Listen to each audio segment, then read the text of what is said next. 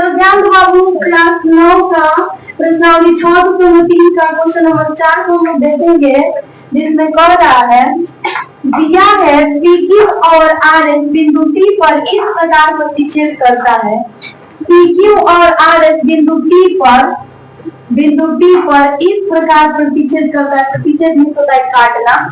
करता है कि PRT 40, PRT कितना है बाबू 40, RPT 95, RPT कितना दिया है 95 और TSQ 75, TSQ कितना दिया है 75।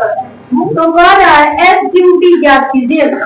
हमें क्या निकालना है SQT, यानी इसका मान निकालना है। ठीक है, हम लोग पहले किस त्रिभुज में देखेंगे, इस त्रिभुज में देखेंगे जिसका नाम है PRT। इसमें देखेंगे दो कोण दिया है, तीसरा कोण निकल जाएगा। जब यह कोण निकल जाएगा तो समूह कोण बराबर होता है, तो ये भी निकल जाएगा, इसी के बराबर आंसर आएगा। और जब ये दोनों आ जाएगा तो त्रिभुज के कोण से 180 होता है, तो ये भी निकल जाएगा। ठीक है, तो पहले हम लोग इस त्रिभुज में देखेंगे, इसका नाम भी लिख दिए। इस त्रिभुज का नाम क्या है PRT। तो हम लोग लिखेंगे त्रिभुज PRT में तीनों कोणों का योगफल 180 डिग्री होता है। तो तीनों कोण जोड़ो। पहला कोण का नाम क्या है P, दूसरा का कोण R। पहला कोण P है, दूसरा का कोण R है, तीसरा का कोण का नाम क्या है T। केवल T लिखना अच्छी बात नहीं है, क्योंकि T इसका भी नाम, इसका नाम ऐसे लिखो PTR, कोण PTR बराबर क्या लिखेंगे 180। क्यों, त्रिभुज के कोण धर्म से, त्रिभुज के कोण धर्म। इसका मान देखो तो क्या है P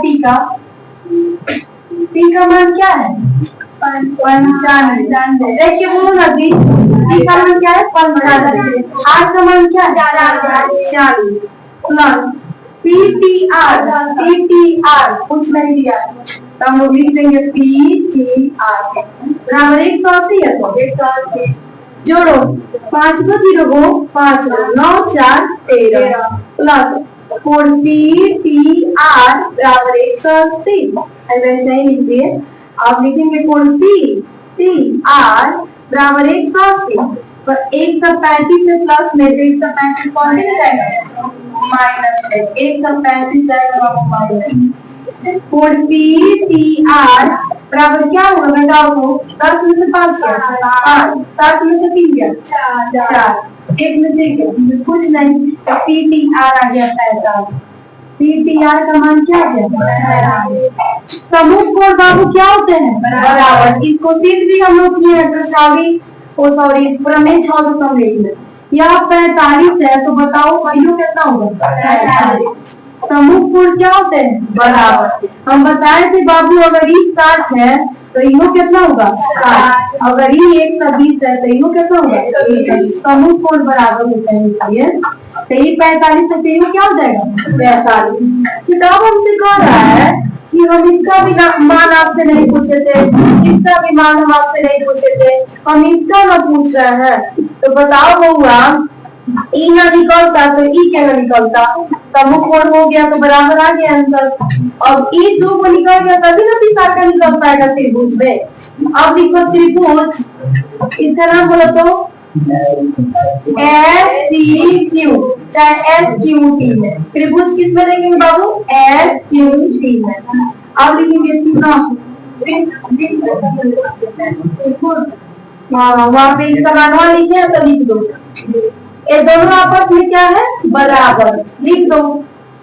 कोण इसका नाम क्या है PTR, कोण PTR बराबर होगा किसके कोण STQ, कोण STQ। क्यों समूह कोण से, समूह कोण से। तो बताओ PTR अब भी हम कितना निकाले 45। इसका भी मान तो होगा कि 45, STQ बराबर हो गया 45। इसको सीधा भी कर सकते हैं ओवर ठीक है। अब 45 हो गया। अब हम लोग इस त्रिभुज में काम कर सकते हैं।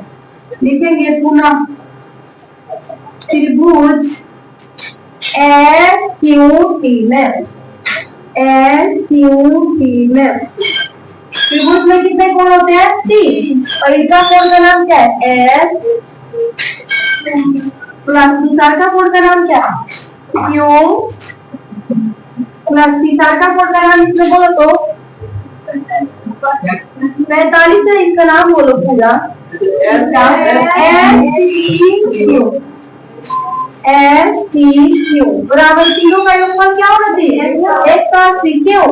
त्रिभुज के गुणधर्म से, त्रिभुज के गुणधर्म से। अब इस यहाँ पे एस है और यहाँ पे क्यू है, इसका प्रमाण अब देखेंगे वहाँ पे क्या है। देखो तो एस का मान क्या है? केवल एस का मान क्या है? 75। एस का मान क्या है बाबू? 75 प्लस क्यू का मान, क्यू का मान तो नहीं दिया है, ये तो पूछ रहा है। और क्यू का अच्छा नाम सही बोलो तो क्या लिख सकते हैं हम लोग? S Q T. क्यू का नाम है S Q T plus S T Q कितना आंसर आया? एस टी क्यू कितना है? 45 बराबर 180 है तो 180। अब 75 को 45 को जोड़ के हम घर भगा देंगे आंसर। अब जोड़ लो 75 में 45 जोड़ दो, 5 को 10 5 3 1 4 को 7 को 7 4 11 1 हाथ 12 हो गया। प्लस एस क्यू टी है तो S Q T, S Q T है तो एस क्यू टी बराबर 180 है तो 180। अब लिखेंगे एस क्यू टी बराबर 180 और 120 प्लस में तो बाबू कौन सी में जाएगा? माइनस में। अब लिखेंगे एस क्यू टी बराबर घटाओ, 0 में से 0 गया 0, 8 में से 2 गया 6, 1 में से 2 है, यानी एस क्यू टी का मान आ गया 60 डिग्री। इसी का मान पूछ रहा था एस क्यू टी का ही। अब हो गया, अब उतार लेना है।